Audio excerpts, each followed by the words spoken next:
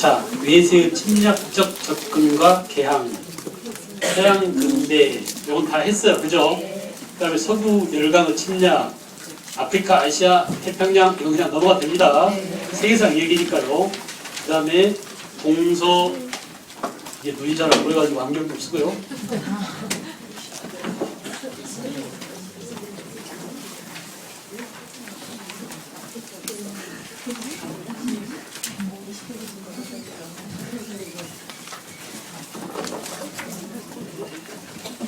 세도정치 기억나시죠? 전부 다? 네. 거기 들어보세요. 세도정치 결과 뭐라고? 삼정문란. 삼정문란 결과 뭐라고? 농민반란 발생. 끝이에요. 그 안에 다 담겨 있어요. 그죠? 그런 내용들이 다 있습니다. 흥선대원군의 정치. 그 다음에 흥선대원군의 정치가 구체적으로 나와 있죠? 왕권을 강화하기 위해서 삼정개혁, 사원정리, 경복궁 중건 이런 것들이 자질구레한 것들이 시험에 잘 나오고 있다는 사실들 아시죠? 넘어가겠어요. 그 다음에 이제 대외적으로는 대영군 집권 당시 대외적으로는 서양 세력이 동양에 접근했다. 뭐라고? 서세 동정. 이 부분도 자세히 했죠? 네. 여기서 말하는 서세란 제국주의라고 그랬죠? 네. 우리나라에 온 제국주의 서양 세력을 이양선 그랬죠? 네. 그래서 청나라는 난징조약과 베이징조약 다 했습니다. 일본은 미일와친조약 이렇게 개항당했고 우리는 대영군 때 뭐냐? 병인양요와 뭘 겪었다? 신미양요를 겪었다. 다 아시죠? 네. 병인년의 병인양요, 신미년의 신미양요.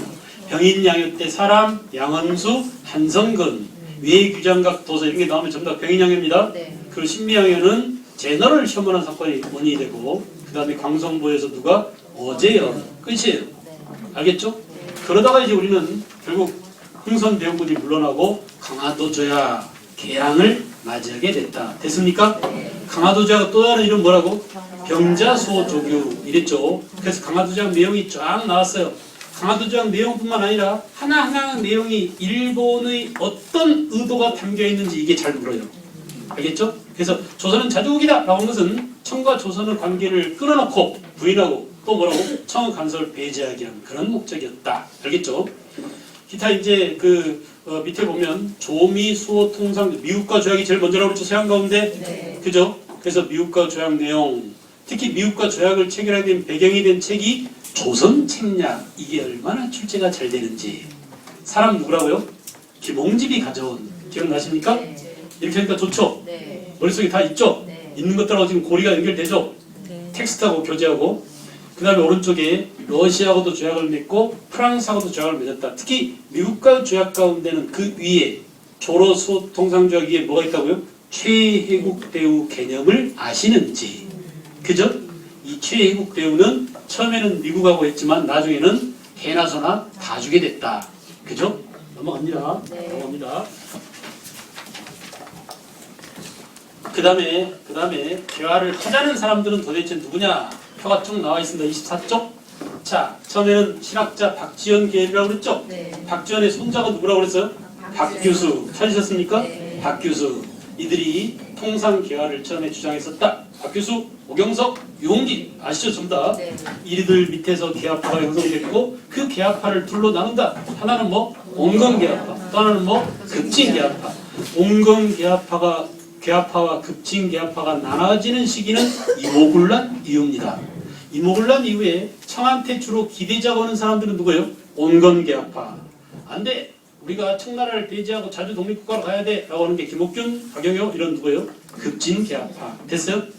이렇게 청나라는 중체 서용을 내세웠던 청나라는 결국 나중에 신의 혁명을 조선은 동도서기 해가지고 근대화를 이루지 못하고 식민지로 전락. 일본은 메이지 유신 이후에 근대화에 성공해서 제국주의 국가로 성장. 그러니까 동양 삼국 가운데 근대화에 성공한 나라는 누구밖에 없다? 일본 하나밖에 없다. 됐죠? 그 다음에 이제 개화 정책의 추진과 반발 그랬어요. 우리가 근대화 개항한 이후에 근대화를 어떻게 추진하느냐? 1차 수진사 김기수, 2차 수진사 김홍집이를 파견했었고 특히 김홍집이가 가져온 책은 뭐라고요? 조선책략. 이것 때문에 미국과 조약을 체결하게 되었다. 어허, 아직도 헤매는 사람이. 찾으러 다니지 마세요. 빨리빨리 쫓아야 돼. 제일 중요한 게 뭐예요? 눈이 빨라야 돼요. 귀하고 눈을 열어놓고 잽싸게 쫓아야 됩니다. 다시 하겠어요? 2차 수진사 누구라고? 김홍지. 됐죠? 네. 자, 그래서 이제 근대화를 추진합니다. 첫째, 근대화를 추진하기 위한 기구 뭐가 있다? 통리기모하고 밑에 뭘 설치했다고? 12사를 두고 분야별로 나누어서 근대화를 추진했다. 구체적으로 들어가 보면 군제를 5군형 대신에 2형으로 바꿨다. 됐죠? 네. 5군형은 기억나십니까? 네. 서인들이 병권을 장악해서 만든 임진왜란 이후에 만들어진 훈련도감, 어영청, 총영청, 수어청 이런 90군대를 뭘로 바꿨다고? 2형으로 바꿨다. 그죠? 그 다음에 별기군, 신식군대인 별기군을 만들었다. 이 신식군대와 90군대와의 차별대우 때문에 일어난 게 뭐다? 이모군란. 보여요? 네. 보여요? 네. 연결되시나요? 네. 편해지셨나요? 네. 예. 마음이 편해집니다. 네. 내 생각과 교재가 일치하고 있다는 것을 확인하면 마음이 편해져요. 지금 그걸 해드리는 거야. 네. 나중에 교재를 혼자 보려면 따라오려면 되게 힘든데 지금 이렇게 연결하고 나면 되게 쉬워지고 혼자 공부할 수 있어요. 네. 넘어가겠습니다. 그 다음에 이제 위정척사운동은 1860년대 척화주전론에서 비롯되었다. 알겠죠? 네. 그러니까 척화주전론, 위정척사운동은 성리학에서 온 거죠. 네. 성리학 가운데 영남살인 주리론을 계승했다고 그랬죠. 네. 그래서 위정척사운동은 60년대에 누구예요? 기정진, 이항로 밑에 있어요. 네. 찾았어요? 네. 70년대 누구야? 최익현. 강화도작 당시에 외양일체론과 개항 불가론을 제시한 사람이 최익현이다. 옆에다 하나 써놓을래요? 개항을 하면 절대 아니 되옵니다라고 오불가소를 제시했어요. 오불가소, 오, 5개, 네. 5오. 알겠죠? 네. 개항을 하면 안 된다. 개항 절대 불가 이렇게 5개 조항을 내세워서 오불가소를 내세운 사람 누구라고? 최익현. 이 최익현 시험 나올까요? 안 나올까요? 여러 군데서 우리가 최익현을 만났잖아요. 네. 이렇게 이 사건 저 사건 관련이 맞는 사람은 반드시 시험 나옵니다. 네. 역사적 인물이라고 볼 수 있죠. 네. 그죠? 그 다음에 이제 80년대는 개화 정책을 추진하는데 반대해서 뭐 했느냐? 이만손 만인소를 올렸죠. 네. 유명한 육남 만인소 올린 사람 누구예요? 이만손이에요.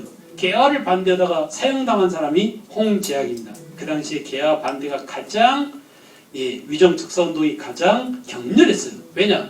조선 책략이라는 책이 유포돼가지고 이 사람들 눈으로 볼 때는 나라 망하게 생겼거든. 그래서 만인이 서명해서 상소를 올린 게 뭐예요? 만인소입니다. 사람 누구라고? 이만소를 기억하셔야 됩니다. 그러다가 이제 어때요? 나중에는 안 되겠다 시장 우리가 뭐 하자? 무기를 들자 해가지고 직접 무기를 들고 어디에 나서요? 의병에 나섭니다. 무슨 의병? 을미의병. 됐어요? 네. 위정척사가 뭘로 연결된다? 의병으로 연결되고 있구나라는 큰 가닥을 놓치면 안 되겠죠. 그 다음에 한편으로 이제 아까 우리가 온건계합파, 급진계합파를 나눠놨죠. 근데 지금 온건계합파들이 민비랑 손잡고 청나라 도움을 받으면서 이렇게 근대화를 추진하다가 깨졌어요. 그래서 이제 그 다음 페이지 보면 갑신정변이 터집니다. 갑신정변. 그래서 갑신정변은 전개과정 봐봐요. 우정국 낙성식을 계기로 이어져요. 네. 머릿속에 있어요. 네. 그 다음에 뭐 했어요? 개화당 정부를 수립하고 고종한테 사인 받았다고 그랬죠? 네. 근데 며칠 갔다고? 3일 갔어요. 3일 천하. 결국은 뭐냐? 청나라가 와서 또 깼죠? 갑신정변 주도 세력을. 그래서 청의 내정 간섭이 더욱더 강화되게 됐다. 오케이. 네. 그 다음 맺은 조약이 한성조약, 그 다음에 텐진조약 기억나십니까? 네. 갑신정변 이후에 맺은 이 텐진조약으로 청나라 군대와 조선에 와 있는 일본 군대가 동시에 나가자 혹시 무슨 일 있으면 함께 들어오자. 이것 때문에 나중에 무슨 전쟁이 발발한다고? 청일전쟁. 동학농민운동 당시에 청일전쟁이 발발하는 빌미가 되었다. 텐진조약. 됐죠? 네. 예, 그 다음에 갑신정변 후에 조선 정부에 뭐 나오는데 넘어갑니다. 그 다음 지도를 보면 여러분들이 상황을 알게 되겠죠? 상황을 아시겠죠? 네. 내가 이 지도를 그래서 설명했죠? 네. 자, 고개 들어보세요. 머릿속에 지도가 있어요? 있어야 합니다. 자, 청나라와 일본이 그동안 싸웠다. 누가 이겼었어요? 청나라가 이겼었어요. 네. 일본이 계속 깨졌습니다. 그래서 일본 놈들이 뭐 하자고? 에라 시장 뭐나 하자? 돈이나 벌자. 그래서 일본은 정치 군사를 포기하고 경제 침략으로 방향 전환을 하더라. 일본의 경제 침략 때문에 가장 피해 입은 사람들이 누구다? 농민이다. 그 농민이 무슨 사상을 받아들인다? 동학 사상을. 그래서 1884년 갑신정변 이후 10년 뒤에 동학 농민운동이 터지게 되는 계기가 여기에서 나타난다. 이 연결고리. 알겠죠? 그런데 위에서는 누가? 러시아가 갑신정변을 틈타서 조선과 민비와 베베르 공사하고 민비 사이 알죠? 네. 그래서 수교를 했다. 남쪽에서 영국 놈들이 뜨거라 하고 어디를 점령했다? 검은도를 점령했다. 이렇게 사강이 얽혀 있는 갑신정변 이후 상황 기억나세요? 네. 그렇습니다. 그 다음에 이제 어디로 가느냐?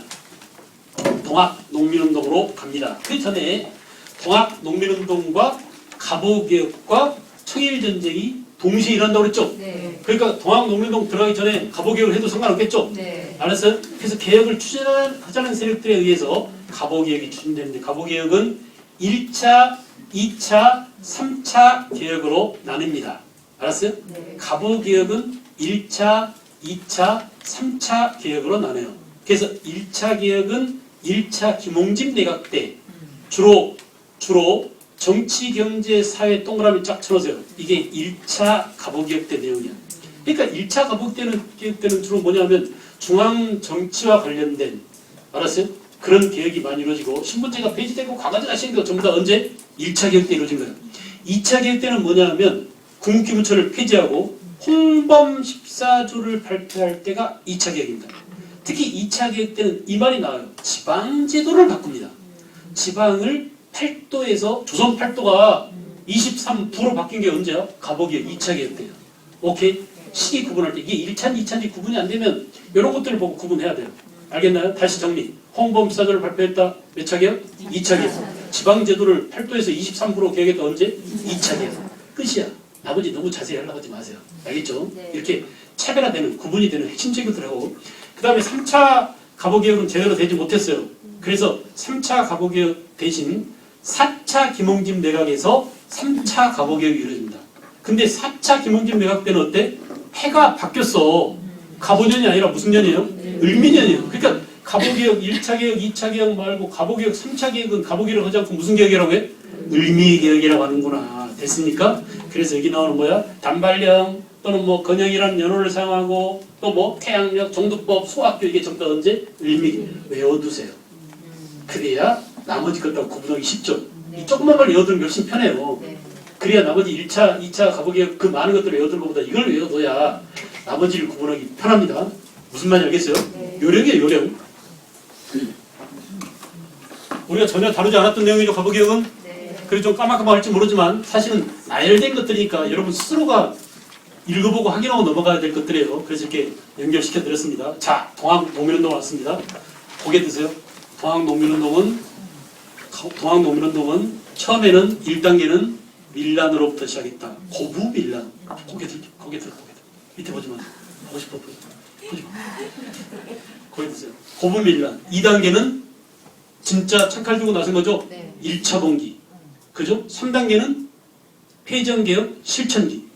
4단계는 2차 봉기. 네. 이게 바로 뭐예요? 일본 놈들 나가라라고 싸운 거죠. 네. 그런 내용으로 전개. 깨졌어요? 안 깨졌어요?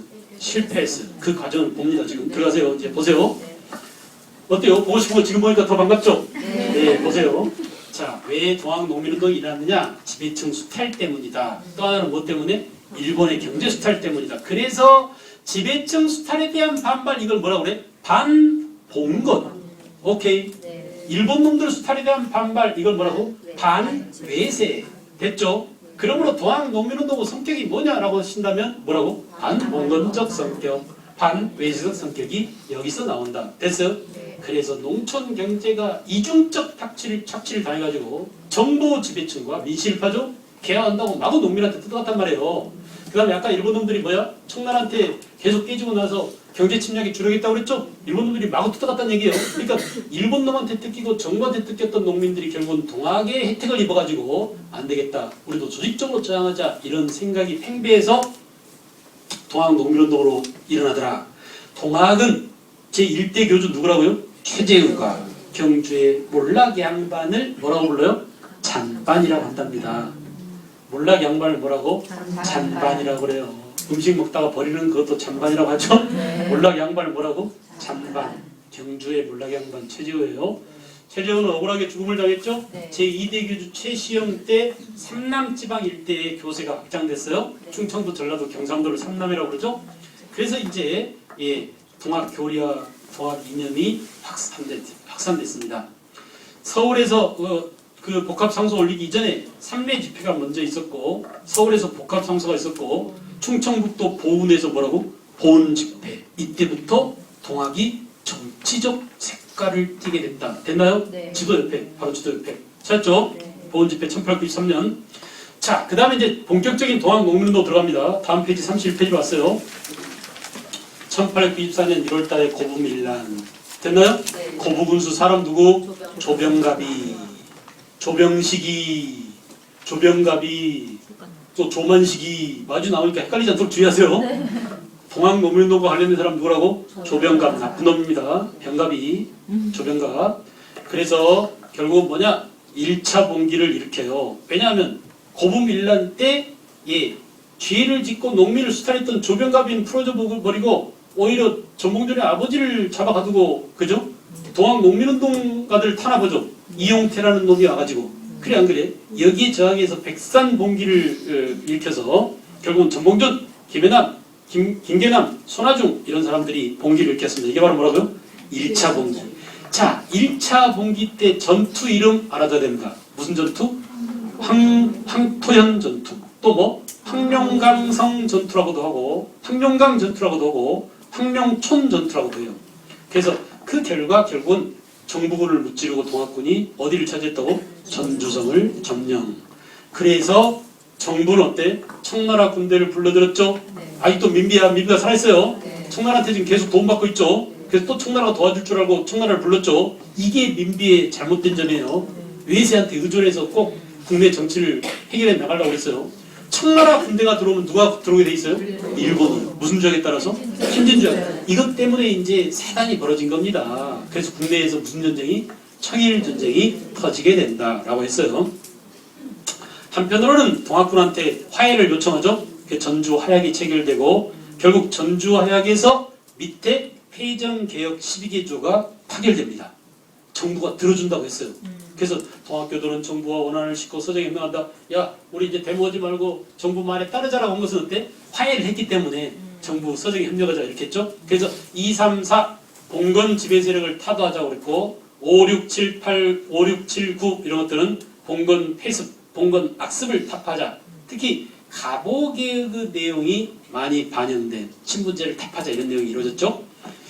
자, 이렇게 폐정개혁을 정부한테 맡겼어요. 동학군 스스로가 했어요.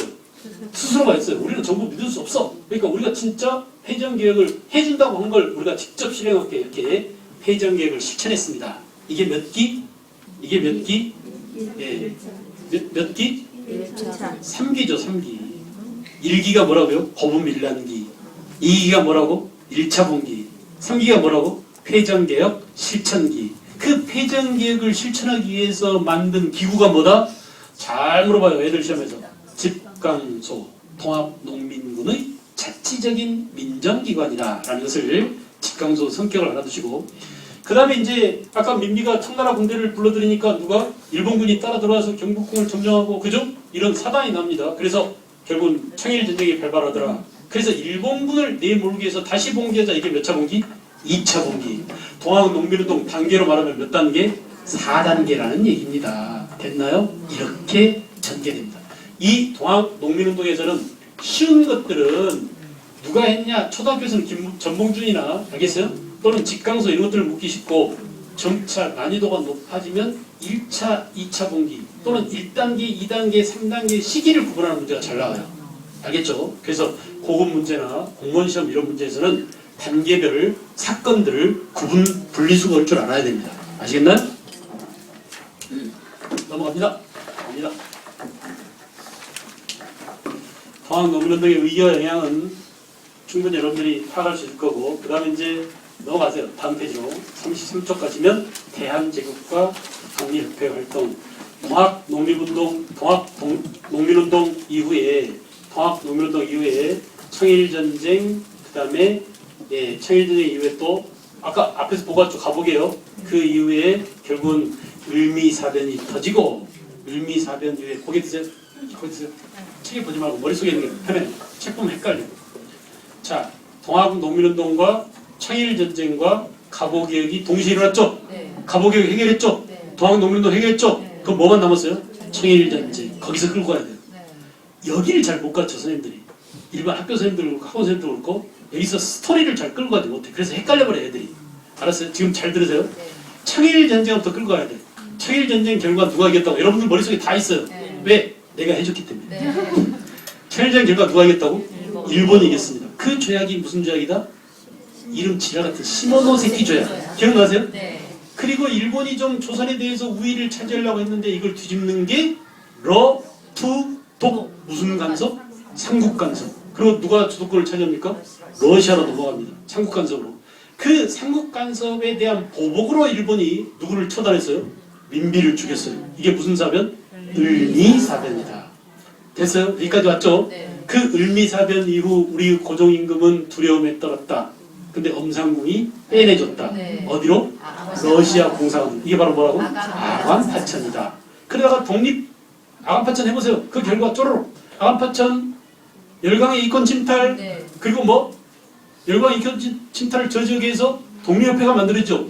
다시 아관파천 이후에 열강의 이권 침탈이 고려되고 이 열강의 이권 침탈을 저지하기 위해서 뭐예요?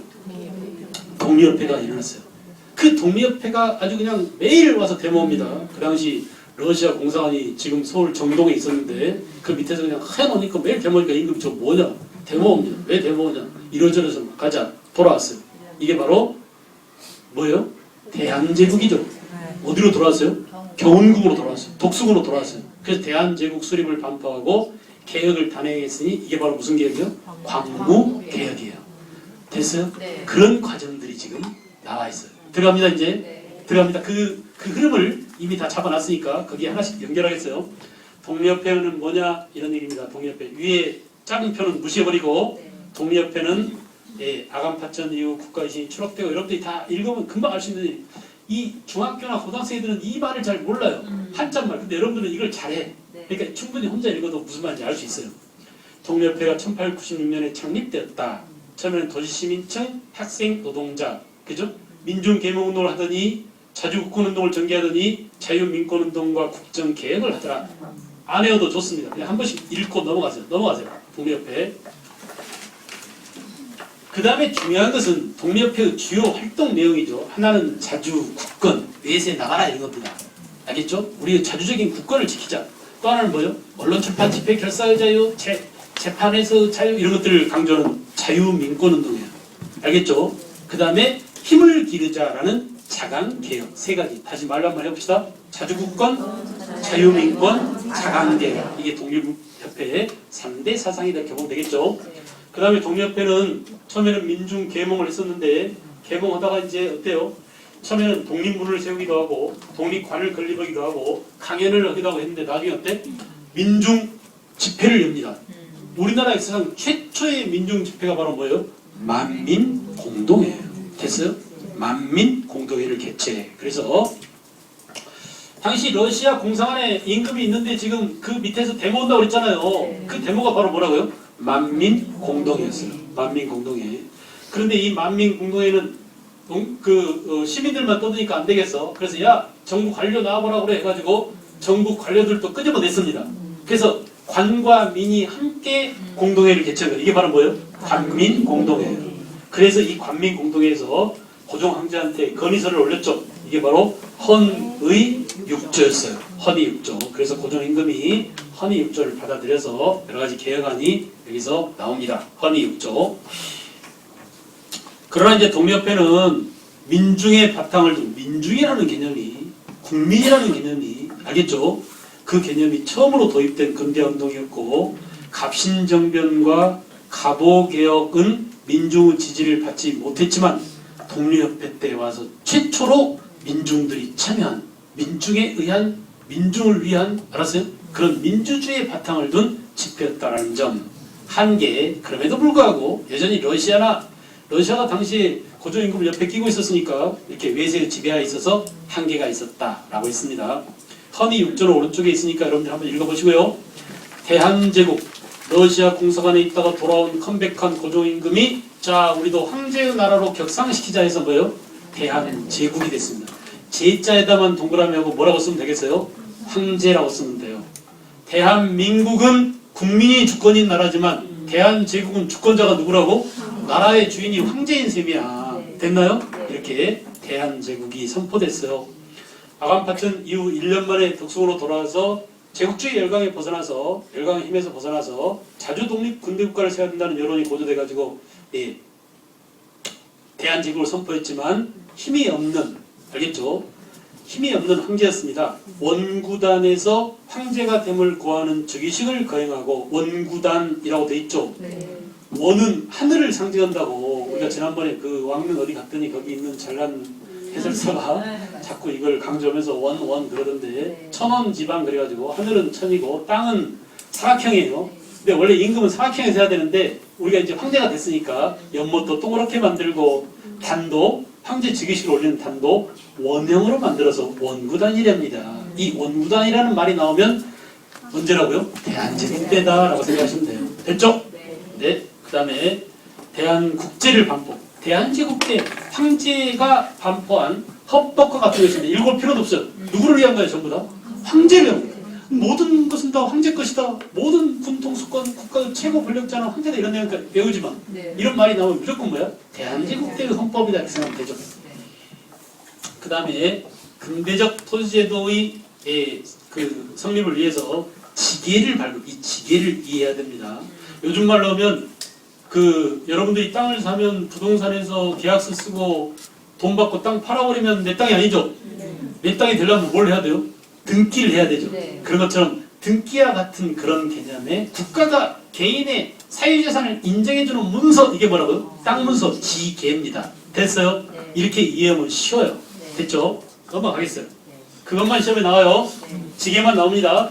예, 양전사업을 당하고 지계를 발급해줘서 근대적인 면이 있었다. 개인 사유재산을 인정해주는 면이 있었다. 간도와 독도는 어느 시험에서든 잘 나오는 거 아시죠? 간도 문제, 그 다음에 독도 문제 이런 것들이 있는데 간도는 제가 전에 한번 설명했었죠?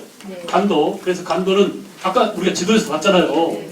만주를 4등분 했을 때 만주의 동남지방을 간도라고 그랬고 이 간도에 대해서 청나라도 진해 영토라고 주장한다.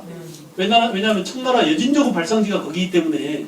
근데 우리는 어때요? 고조선 또 뭐 부여, 고구려, 발해의 역사가 전부 다 만주의 간도에 토대를 두고 있기 때문에 우리도 주장한다. 그래서 이 영토를 놓고 서로 충돌이 빚어졌다. 그래서 이 문제를 해결하기 위해서 뭘 했다고? 백두산에 경계를 정하는 비석. 이게 뭐야? 정계비입니다. 경계를 확정하기 위한 비석이 뭐라고? 정계비. 찾았어요? 숙종 때 간도 문제를 해결하기 위해서 백두산 정계비를 세웠다. 그 백두산 정계비의 내용이 뭐냐? 서쪽은 압록강을 경계로 삼고 동쪽은 토문강을 경계로 한다라고 했는데 이 토문강의 해석 문제로 청나라는 토문강을 뭘로 주장했어요? 두만강이라고. 우리나라는 토문강이 송하강이라고. 그래서 서간도가 그러니까 동간도가 왔다 갔다 하게 된 겁니다. 알겠죠? 다시 이거 설명 안 한 것 같은데 그러면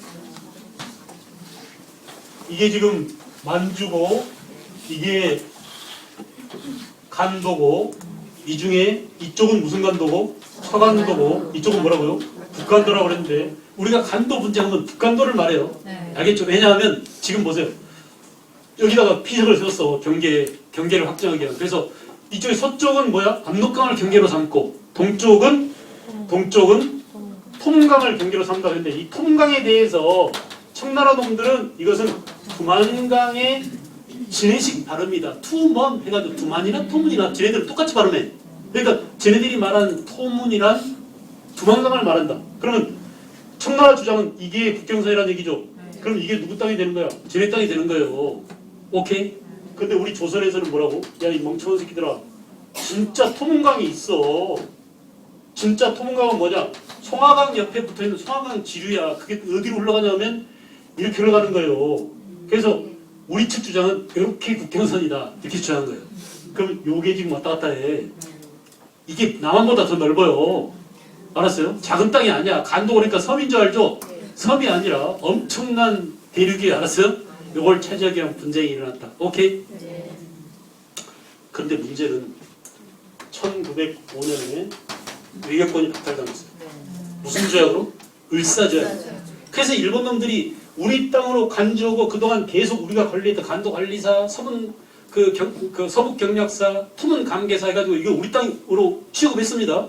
그 관리를 파견하고 우리가 직접 세금 넣고 그랬어요. 근데 일본 놈들이 이걸 팔아 넘겨버린 거야. 그게 언제냐? 1909년이에요. 이게 바로 청나라한테 간도를 넘겨주고 대신 동청철도 부설권 또는 그 푸순 탄광 개발권 이걸 일본 놈들이 가져갔죠. 이게 바로 뭐야? 간도 협약이야. 근데 문제는 뭐냐면 간도 협약은 이것 때문에 이루어진 것이거든. 근데 이 을사조약 때 도장을 안 찍었어 고종임금이. 그러니까 을사조약이 무효예요, 무효. 무효인 이 조약 때문에 체결된 이 조약은 원인 무효야. 그러면 우리는 이것도 인정하지 않아도 돼. 근데 문제는 뭐냐? 국제사법재판소에 제소해 봤댔자 소용없어요. 국가 간의 문제는 법으로 하는 게 아니라 주먹으로 하는 거예요. 힘으로 하는 거예요. 힘이 없으면 무조건 뺏기는 거예요. 그래서 뺏겼어요. 그리고 법으로 한다고 해도 100년이 지나버렸어요. 그래서 2009년에 이 문제가 대두됐어요. 이거 어떻게 해야 되냐? 그래서 국제사법재판소에 제소해봤댔자 소용없다. 우리가 힘이 없기 때문에. 알겠죠? 그래서 뭘 길러야 돼? 힘을 길러야 돼. 국가 간의 문제. 일본하고 독도? 우리가 지금 그나마 힘이 있으니까 독도를 지키고 있는 겁니다. 이 밸런스가 깨져버리면 일본 놈들이 차지해버려요. 또 언제 차지할지 몰라요. 그러니까 영토랑 확정되는 게 아니야. 힘이 세면 광개토야 같은 사람이 나타나면 우리가 만주를 차지할 수도 있고 세종대왕 같으면 대마도를 정벌할 수도 있고 이런 겁니다. 힘이 없으면 뺏길 수도 있고 그래요. 그러니까 가만 내버려두면 안 돼. 나만 잘 살면 돼가 아니야. 우리가 잘 살아야 우리가 힘이 있어야 우리 영토를 보존하고 우리 자손들을 보존할 수 있는 겁니다. 우리가 힘이 없으면 뺏기게 돼 있어요. 그러니까 역사가 중요하고 공동체로서 공동의식이 중요한 거예요. 아시겠죠? 간도 분쟁 알겠어요? 네. 간도 분쟁 제일 핵심적인 것은 뭐야? 백두산 전개비에 대한 해석 문제입니다. 청나라는 이렇게, 우리는 이렇게. 그래서 간도라는 땅이 북간도가 왔다 갔다 하게 됐다. 근데 그 뒤에 뒤처리 문제가 어떻게 됐냐? 간도 협약이 맺어져서 청나라한테 넘어가 버렸다. 근데 우리는 이렇게 주장할 수 있지만 현실상 문제가 있다. 끝.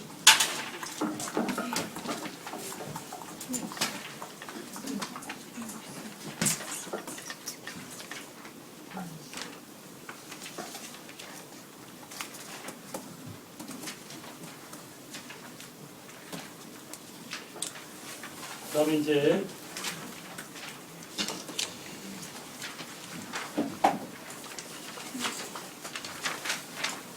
다 했죠? 네. 37쪽, 38쪽 그 전체 흐름을 보여주게 한 표입니다. 네. 여러분들 나중에 한 번씩 읽어보면 될 것 같고요. 그 다음에 항일 의병 전쟁이 나와 있는데 항일 의병 전쟁은 이 구분하는 게 중요해요. 맨 처음에 을미의병, 네. 그 다음에 을사의병, 또 무슨 의병? 정리의병. 시험이 어디서 나와? 구분하는 게 나와요. 을미의병 때는 누가 사람이죠? 시기는 을미라고 박혀있잖아. 네. 을미년이니까 뭐야?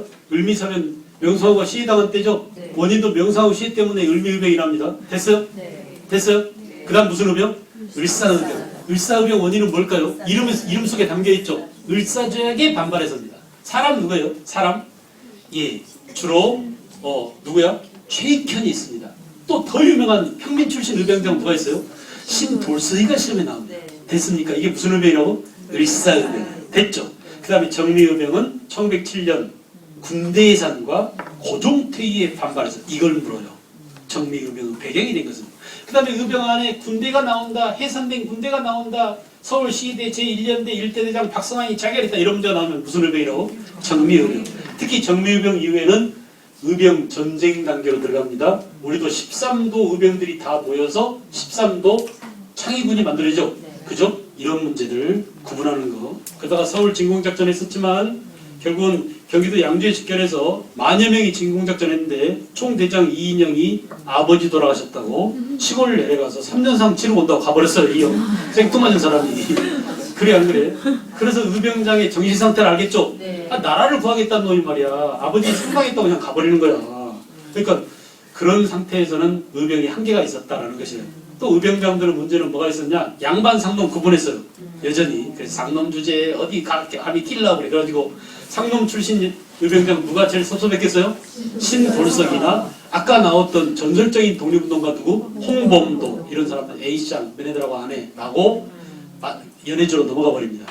알겠죠? 그래서 그 사람들이 결국은 그 사회주의자가 된 거예요. 홍범도 같은 경우. 알았어요? 서울 진공작전 실패. 그러나 1910년, 1909년 일본한테 나라를 뺏기 직전에 남한 대토를 해가지고 의병이 씨가 말랐다. 그러나 다 죽지는 않았다. 라스트 의병, 마지막 의병이 살아있었는데 1914년까지 활약하다가 체포당한 최응언이라는 사람이 있어요. 차이. 최응언은 1914년까지 활약한 의병이었다. 그러니까 1910년 일본한테 나라를 뺏긴 이후 우리나라에서는 의병이 씨가 말랐다 그러면 돼요, 안 돼요? 안 됩니다. 1910년 나라를 뺏긴 이후에도 14년까지 적어도 독립 의병장이 활약하고 있었다. 됐어요? 네. 그 다음 페이지 가볼까요? 40페이지로 가면 일미의병, 일사의병, 정미의병, 남한 대토벌에 대한 자세한 내용이 쫙 나오니까 행복해지죠? 네. 빨리 끝내라고 대답 열심히 잘하는 데라 지금. 좋아요. 그 다음에 애국 개몽운동, 보안의 헌정연구회, 대한저강회, 대한협회, 신민회, 이거 고급 시험에 나옵니다.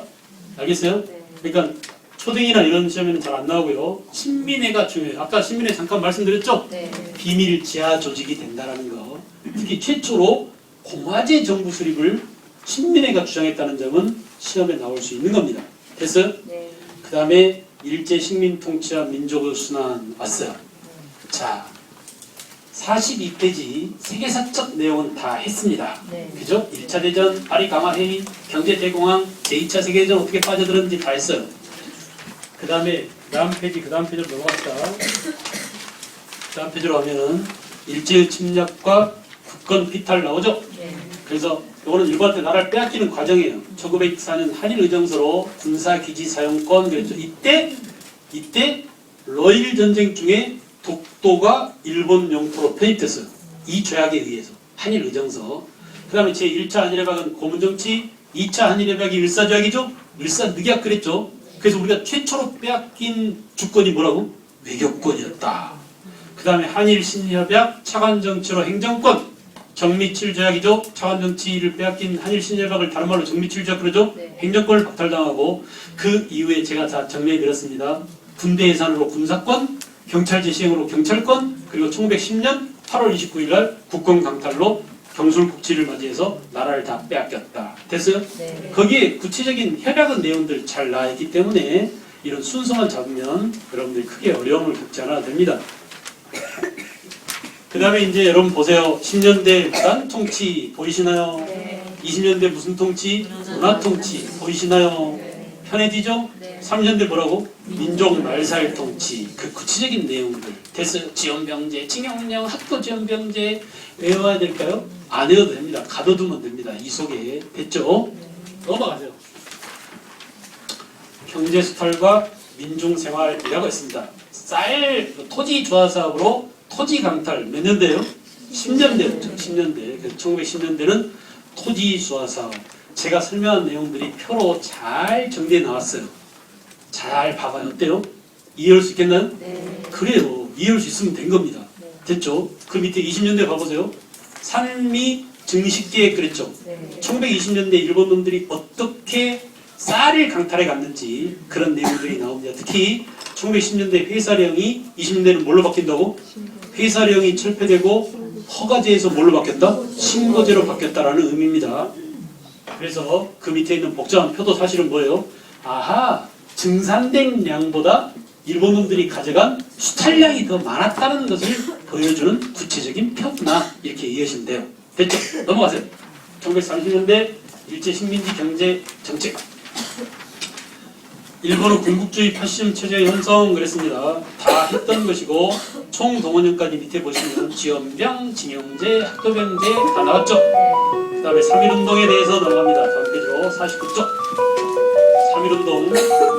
자, 3.1운동 이전에 법격주의 나왔군요. 기억나세요? 네. 독립의군부 기억나세요? 네. 사람 누구라고? 병찬아. 누구? 임병찬. 임병찬. 고종 황제의 밀명을 받아서 황제를 복위시키자. 이게 복벽주의고 황제 따윈 필요 없어. 우리는 민주주의로 가야 돼. 뭐요? 공화주의. 됐어요? 네. 그래서 대한광복회 진진브라더스 나왔죠? 네. 박상진, 김자진 오늘 한 겁니다. 여성단체 송죽회가 있어. 숭의여학교 학생들과 선생님들이 만든. 넘어갑니다. 넘어갑니다. 그 밑에 라스트 의병 최응원이 나왔네요. 거짓골로. 최응원. 체포됐으니까 거짓골이겠죠? 그 다음에 3.1운동은 전개과정. 3.1운동 제가 너무나 자세히 설명했기 때문에 통과하고요. 그 다음에 51쪽 대한민국 임시정부 수립과 활동 나왔군요. 네. 임시정부가 여러 개 있다고 그랬죠? 네. 저 블라디보스톡에 뭐가 있었어요? 대한국민의회, 국내에 뭐 한성정부, 그리고 상하이 대한민국 임시정부가 있는데 이걸 전부 다 통합. 그래서 상하이 대한민국 임시정부로 수립됐다. 오른쪽에 임시정부 활동, 군장을 모금하고 외교활동을 전개하고 군사활동과 문화활동을 했다라는 점들 잘 나오니까 주의 표시 좀 해주세요. 외우는 것은 내가 대신 못 외우죠? 네. 여러분들이나 자녀들이 외워야 됩니다. 그 다음에 이제 쭉 나왔어요. 외교활동을 20년대 초에는 벌였는데 결국은 싸웠다. 대조파와 뭘로 싸웠다고? 창조파로 나눠져서 임시정부를 존치하느냐 리모델링 하느냐 이런 문제를 놓고 싸웠고 결국 뭐냐? 결국은 이승만 대통령을 1925년에 탄핵하기도 하고 무장투쟁파들이 이동휘, 신채호 이런 사람들이 이탈했다고 그랬죠? 네. 그리고 이제 결국은 안 되겠다. 임시정부가 너무나 침체돼 있어라고 해서 김구가 만든 게 한인애국단이고 이 김구가 만든 한인애국단에 의해서 봉봉브라더스가 하려고 한다. 네. 누구라고? 이봉창. 또 한 사람 누구라고? 윤봉길. 됐어요? 네. 아주 큰 이벤트였죠? 네. 그래서 이렇게 일본한테 타격을 줬습니다. 그리고 1930년대 후반이 되면 만주사변 이후에 중일전쟁이 터지죠. 네. 그래서 우리 임시정부는 중일전쟁으로 충칭까지 내륙 안쪽까지 이동하게 된다. 드디어 1940년 김구, 지청천 이런 사람들이 모여서 뭘 만들었어요? 강복군을 창설하게 되었다. 넘어갑니다. 무장 독립전쟁의 전개. 자, 국내 항일운동 1910년대 60만세운동 쫙 나왔습니다. 보여요? 네. 53회 60만세운동 보이죠? 네. 그보다 더 큰 게 뭐라고? 광주 학생 항일운동 쫙 보이죠? 네. 여기 다 정돼 있으니까 안심해도 되겠죠? 네. 넘어갑니다. 그 다음에 의열단 나왔어요. 누구의 의열단? 김원봉의. 중요합니다. 네. 아주 중요합니다. 의열단 1919년 딜림 지방에서 만들었고요. 이 의열단 소속의 의열투쟁 박재혁이었네. 최재혁 최수봉하고 박재혁을 짬뽕해가지고 최재혁이라고 했어요. 알았어요? 박재혁과 최수봉입니다. 시험에 잘 나올까요? 안 나올까요? 안 나오겠죠. 변두리잖아. 부산과 밀양이에요. 나오면 어디가 나와요? 중심이 나옵니다. 김익상 뭐예요? 조선총독부. 김상호 종로경찰서. 종로는 대한민국 정치의 중심 1번가라고 그랬죠? 네. 여기 국회의원도 급이 달라요. 네. 알았어요? 네. 여기가 무슨 구? 수원시 권성구 네. 국회의원하고 종로 국회의원하고 급이 다릅니다. 종로 국회의원은 대한민국 국회의원의 상징적 존재예요. 그 제일 거물급이 여기 나와서 하면 해야 거물급이 됩니다. 나석주 중요하죠. 네. 초딩 시험에는 이 나석주를 묻습니다. 동양 척식회사에 폭탄을 던진 나석주. 됐죠? 네. 그 다음에 의열단 활동의 변화에서 제가 제일 존경에 맞지 않는 가운데 있는 사진 누구라고? 신채호. 이분이 쓴 내용이 뭐예요? 조선? 아니 여기 지금 의열단한테 준 그 글이 조선혁명 선언이죠. 조선혁명 선언을 신채호한테 받아갔어요. 누가? 김원봉이. 그 다음에 1926년 한인애국단을 만들었고 1931년에 이제 이것을 구체화시켰죠. 그래서 한인애국단이 조직됐는데 누가 한인애국단은 김구. 먼저 무슨 거? 이봉창. 일본 천황한테 32년에 윤봉길에 상하이 웅코공항 다 했습니다. 여러분 사진 보세요. 왼쪽에 있는 게 누구예요? 이봉창이죠. 이봉창이죠. 이혜진 닮았죠. 얼굴이 되게 못생겼죠. 그래 안 그래? 삼시세끼 나오는 게. 그다음 오른쪽에 윤봉길 의사. 되게 편안해 보이죠? 네. 죽으러 갈 사람들이 이렇게 사진 찍은 겁니다. 알겠어요? 우리는 테러리스트가 아니에요. 전쟁을 수행하고 있는 전사들입니다. 알겠죠? 네. 적장을 향해서 폭탄 들고 자살하러 간 겁니다. 사실은 자결하러. 됐어요? 그 다음에 국외 독립운동 기지건설 다 나왔습니다. 56쪽 보십시오. 국외 독립운동 기지가 세워졌습니다. 여기저기. 됐어요? 네. 지도부터 봐. 지도부터. 서감도에 삼원보 찾으셨습니까? 네. 신흥무관학교 거기 있죠? 거기 있죠? 서로 군정서 있죠? 이 정도만 알아두세요. 됐어요? 그 다음에 저 위에 북로 군정수군 있는 곳에 왕청, 연길, 그죠? 용정. 이게 무슨 간도? 북간도죠. 북간도. 그리고 거기에 서전서숙과 명동학교는 들어보셨죠? 네. 이게 어디에 있었어요? 용정, 북간도 용정에 있었습니다. 그리고 저 밀산 호수 보이나요? 그 밀산 위에 뭐가 있어요? 한흥동이라는 독립운동 기지가 보이죠? 그 그리고 블라디보스톡에 없습니다. 신한촌이라고 써놓으세요. 신한촌.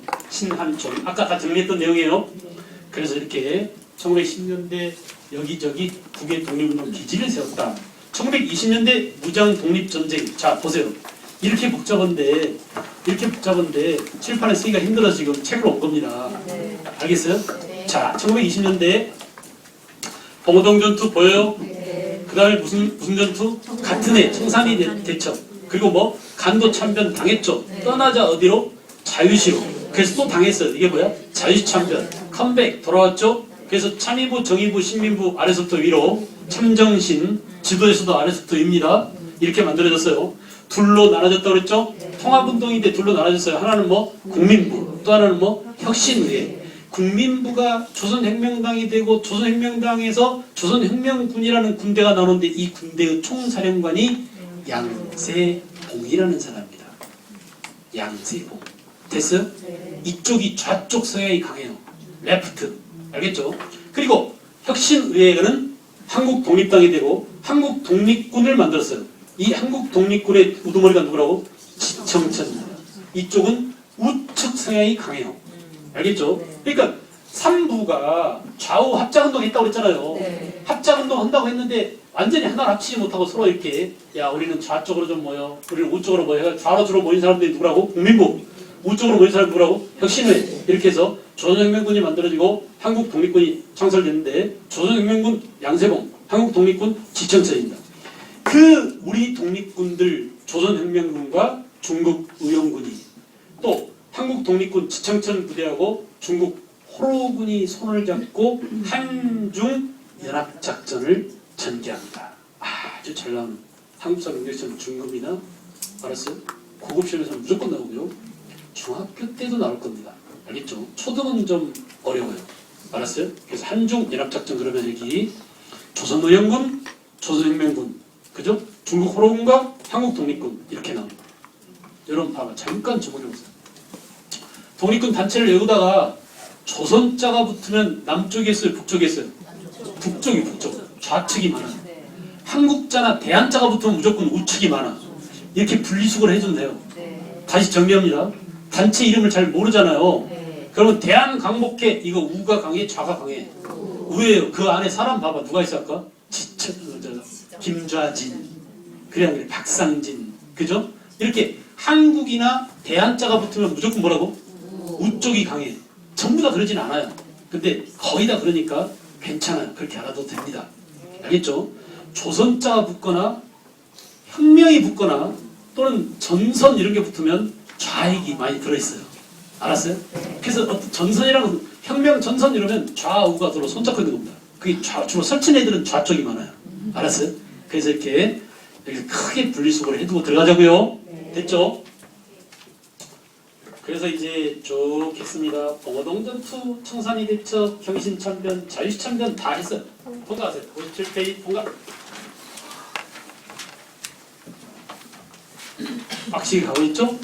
애들이 힘들어하겠어요? 안 하겠어요? 고등학교 3학년 또 뒤질러 그럽니다. 그래서 이쯤 오면은 완전 한국사에 히말라야. 여기서 다 죽어요. 다 떨어요. 엄마들이 이 정도 벗긴다는 게 진짜 신기해요. 완전히 산소호흡기도 안 쳐가지고 히말라야를 넘어가는 거예요. 되게는 귀여워 죽겠어요. 열심히 하는 게 이뻐 죽겠어요. 괜찮아. 한번 해보자고. 우리도 할 수 있습니다. 갑시다. 자, 그래서 신민부, 참의부, 정의부, 신민부 이렇게 됐어요. 그래서 자 이걸 통합. 그래가지고 국민부, 혁신의회, 조선혁명당 방금 앞에 보고 온 내용이 아주 자세히 적혀있죠. 이런 식으로 도표가 정리되어 있어요. 그러니 짜증내지 마시고 뭔 소리인지 모르겠다면 그 다음 페이지를 열어봐. 그러면 아 자세히 여기 또 나와 있구나 이렇게 됩니다. 통과하세요. 통과합니다. 그 다음에 이제 아까 만주지역 나왔죠. 만주지역에 동북인민혁명군 이거 중국 군대라고 그랬죠. 그 안에 동북항일연군 속에 누가 들어있다고? 김일성 이놈이 들어있었어요. 그래서 이 김일성이가 국내에 쳐들어와서 보천보 전투에서 일본 놈을 때리고 도망갔습니다. 알겠죠? 이게 갑산파야. 김일성파 뒤에다가 갑산파로 써놨어요. 왜 이 보천보가 어디에 있었냐면 함경북도 갑산에 있었거든. 그래서 얘네들을 갑산파라고 그래요. 다시 중국으로 도망간 우리 독립군들은 사회주의계와 민족주의계 좌우로 나눠져 있었다. 됐나요? 그 중에 사회주의 가운데 완전 빨간 사람들 그러니까 중국과 일심동체가 된 사람들. 이 사람들은 중국 공산당 내에 들어가서 모태똥을 도와주고 이들이 뭐가 돼요? 연안파가 됩니다. 알겠나요? 끝이야. 더 공부를 하지 마세요. 골치 아파요. 알았어요? 끝이야. 그리고 그 중에 사회주의 가운데 완전히 연안파가 되지 않고 다시 남쪽으로, 그러니까 우측과 붙은 사람도 있었어요. 이게 대일 전선 동그라미. 전선 그럼 항상 뭐라고? 좌 플러스 우라고 써놔 거기다. 아하, 이렇게 해서 민족주의계와 사회주의계가 대일 전선 동맹, 통일 동맹으로 뭉쳐졌구나. 그 중에 민족혁명당 중요 표시. 이 민족혁명당을 만든 사람이 김원봉이에요. 난징에서 5개 단체를 합쳐가지고 민족혁명당을 만들었고, 이 민족혁명당의 후신이 조선민족전선연맹이. 여러분 전선 또 동그라미 좌가 들어있어 안 들어있어요? 들어있죠. 그 조선민족전선연맹에서 만든 군대가 조선의용대입니다. 이때까지 김원봉은 주인공이에요. 조선의용대를 만든 게 누구였다고? 김원봉이에요. 몇 년에? 38년에. 그런데 이 중에서 진짜 빨간 사람들이 야이샹 나 너희하고 못 놀아 라고 북으로 건너갑니다. 그러니까 저쪽으로 건너가요. 완전 공산주의자들로. 그 건너간 사람들이 뭐야? 조선의용대 가운데 화북지대예요. 됐나? 네. 됐어요? 네. 그래서 이들이 조선의용군을 만든 아까 그 연안파 있죠? 네. 연안파가 만든 조선의용군과 합류. 그래서 연안파로 합류합니다. 그리고 그 나머지 자녀 세력들이 김원봉이야. 그 김원봉이 누구랑 합쳐요? 김구 선생님하고 합쳐요. 그래서 암살해보면 같이 술 마시잖아. 알았어요? 김원봉하고 김구하고. 그래서 결국은 뭐예요? 한국광복군과 조선의용대가 합칩니다. 그래서 결국은 통합된 게 1941년, 42년입니다. 됐어요? 네. 다시 앞으로 돌아가서 대일 전선 통일 동맹 보세요. 그 중에 좌우 합작으로 간 민족혁명당 말고 한국국민당 있죠. 이게 김구입니다. 김구는 안 합쳐요. 김원봉은 처음에 안 합쳤어요. 나는 끝까지 대한민국 임시정부를 지킬 거야. 임정 고수 세력입니다. 그래서 만든 게 한국광복운동 단체연합이고, 이때 지청천, 조수왕 이런 사람들 이쪽으로 건너와요. 그래서 김구랑 손을 잡고 결국은 뭐냐? 지청천과 김구가 함께 만든 게 한국광복군이고, 여기에 드디어 누가 들어온 셈이야? 김원봉이 합류한 셈이다. 오케이. 네. 정리했어요. 몇 년까지 했어요? 45년까지 숨가쁘게 우리 독립운동사를 정리했어요. 표로 정리하니까 어때요? 잘은 모르지만 그래도 좀 가닥이 잡혔다는 안도감이 들죠? 네. 그 다음 페이지 펴볼래요? 그 다음 페이지 펴면은 지금 한 내용이 아주 자세히 나와 있어요. 아직도 잘 모르겠냐? 다시 한번 보여줄까? 이런 셈이야 내가. 그래서 밑에다가 떠서 야 봐봐. 만주 지역은 이렇게 된 거야. 그 다음 페이지 넘어가세요. 중국 봐봐. 중국 사회주의가 이렇게 된 거야. 민족주의 이렇게 된 거야. 그 사람들이 그 안에 누구누구 있는지 궁금해? 봐봐. 거기 봐봐. 김원봉도 있지? 조선의열단, 한국독립당, 조수왕, 김두봉 다 있어. 외울 테면 외워봐. 이런 겁니다. 근데 외우지 마. 너무 복잡하니까. 네. 알겠죠? 그래도 궁금하면 한 번씩 봐보세요. 알겠죠? 호기심이 제일 중요하잖아요. 호기심을 해결하는 게. 다 했어요 이제. 광복과 대한민국 수립 드디어 여러분 해방이 됐습니다. 이렇게 안으로 우리 독립운동가들의 가열찬 독립투쟁과 밖으로 연합군이 전쟁에서 승리함으로써 일본이 원자폭탄 맞고 항복하는 바람에 해방이 됐어요. 알겠죠? 그래서 해방된 이 뒷부분은 카톡에 올려드릴게요. 강의. 왜냐하면 너무 뻔합니다. 내가 흥분한 일만 남아있어요. 여러분들 데리고 지금 마지막 시간에 막 흥분하고 떠들고 해야 되는데 그러기에는 그 시간도 없고 오히려 차분하게 정리하는 게 좋을 것 같아요. 두 편씩 올려드릴게요. 하나는 그 최근에 만들어진 정리를 쫙 해놓은 그 다큐가 있어요. 요거 하고 제가 강의한 내용하고 이렇게 두 가지를 올려드릴 테니까 그렇게 마무리를 지으세요. 하건 안 하건은 누구 맘이라고? 여러분들 맘. 햇볕은 쏟아지는데 햇볕 받는 사람과 못 받는 사람이 있으니까 알겠죠? 이렇게 해서 뭐 그런 여러 가지 수단이 있기 때문에 사실은 제가 그런 배짱으로 진도를 끝내려고 막 급급하지 않고 어쩌면 이런저런 다른 얘기까지 해가면서 이렇게 수업을 끌어왔는지도 모르겠어요.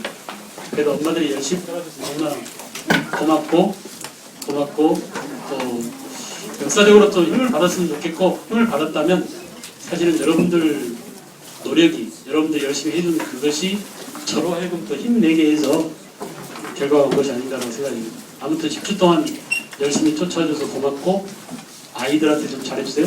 네. 좋은 엄마가 돼주세요. 네. 신의 대행자가 돼주세요. 네. 알겠죠? 수고 많았어요.